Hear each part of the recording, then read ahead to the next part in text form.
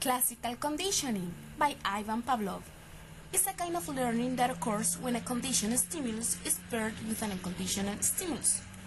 After pairing is repeated, the organism exhibits a conditioned response to the conditioned stimulus when it's presented alone. Ivan Pavlov provided the most famous example of classical conditioning. Pavlov developed a procedure that enabled him to study the digestive processes of animals over long periods of time. This is an example of classical conditioning. We're presenting Rover with a stimulus here, a bell. When we ring the bell, there's no response in Rover. That's because dogs, just like human beings, are not naturally bred to have a response to a bell. Without conditioning, there is no response. Therefore, we call the bell a neutral stimulus. I can ring the bell repeatedly with no response from Rover. Next, we'll introduce Rover to a new stimulus, the sight of food and water. Rover's natural response to the sight of food and water is to salivate. He wasn't conditioned to have this reaction. It's naturally innate or inborn. An automatic, no thought, no conditioned. So this stimulus is called an unconditioned stimulus, and Rover's response is called an unconditioned response. Next, we'll simulate Pavlov's experiment. We'll ring the bell and then present Rover with food and water.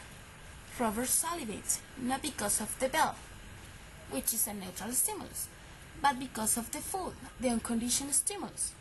Now we are going to repeat this process. If we repeatedly ring the bell before presenting Rover with food, he will be conditioned to respond to the bell.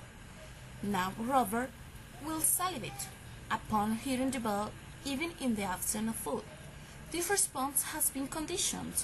It's now a conditioned response, and the bell has become a conditioned stimulus.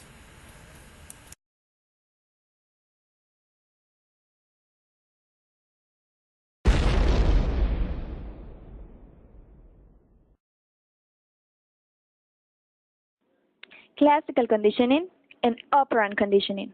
Let's talk about classical conditioning first. As my classmate has already explained, Ivan Pavlov did some really famous experiments on dogs. He showed dogs some food and rang a bell at the same time. After a while, the dog will associate the bell with the food. They will learn that when they heard the bell, they will get fed. So, we call the food an unconditional stimulus, and we call salivation the unconditional response. However, when we pair an unconditional stimulus, like food, with something was previously neutral, like the sound of a bell, that neutral stimulus becomes a conditioned stimulus. And so, classical conditioning was discovered. We see how this works with animals. But how does it work with humans? In exactly the same way. For example, let's say that one day you go to the doctor to get a shot. She says, "Don't worry, this won't hurt a bit," and then gives you the most painful shot you ever had. A few weeks later, you go to the dentist for a checkup. He starts to put a mirror in your mouth to examine your tooth and says, "Don't worry, this won't hurt a bit." Even though you know the mirror won't hurt you, you jump out of the chair and run screaming from the room. When you went to get a shot, the words, "this won't hurt a bit," became a conditioned stimulus.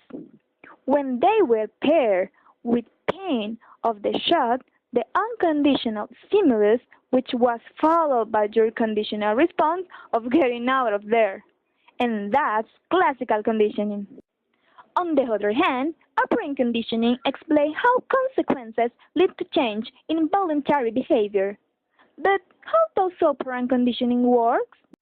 There are two main components in operant conditioning: reinforcement and punishment. Reinforcement makes it more likely that you will do something again, while punishers make it less likely. Reinforcement and punishment can be positive or negative, but this doesn't mean good and bad. Positive means the addition of a stimulus, like getting a dessert after you finish your veggies. A negative means the removal of a stimulus, like getting an eye of no homework because you did well on an exam. Woohoo!